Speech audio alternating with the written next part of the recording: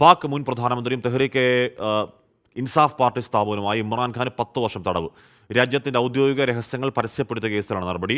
മുൻ വിദേശകാര്യമന്ത്രി മഹ്മൂദ് ഖുറേഷിക്കും 10 വർഷം തടവ് ശിക്ഷ കിട്ടും. വിവരങ്ങളുമായി മെറിൻ ചേരുന്നുണ്ട് ന്യൂസ് ഡെസ്കിൽ നിന്ന്. മെറിൻ, ഫെബ്രുവരി 8 പാകിസ്ഥാനിൽ പൊതുതെരഞ്ഞെടുപ്പ് നടക്കാനിരിക്കുകയാണ്. ഇമ്രാൻഖാൻ അടക്കം ശക്തമായ സാന്നിധ്യമായേക്കും എന്നുള്ള സൂചനകളുണ്ട്. കടുത്ത തിരിച്ചടിയാണ് ഇമ്രാൻ.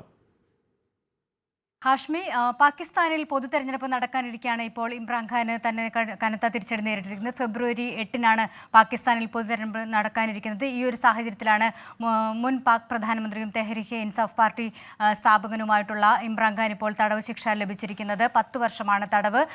ഇത് രാജ്യത്തിൻ്റെ ഔദ്യോഗിക രഹസ്യരേഖകൾ പരസ്യപ്പെടുത്തിയ സൈഫർ കേസിലാണ് ഇത്തരത്തിലൊരു നടപടി ഉണ്ടായിരിക്കുന്നത്. പാക് കോടതിയുടെയാണ് ഉത്തരവ്. മാത്രമല്ല, മുൻ വിദേശകാര്യമന്ത്രി മുഹമ്മദ് ഖുറേഷിക്കും 10 വർഷത്തെ തടവ് ശിക്ഷ ലഭിക്കും.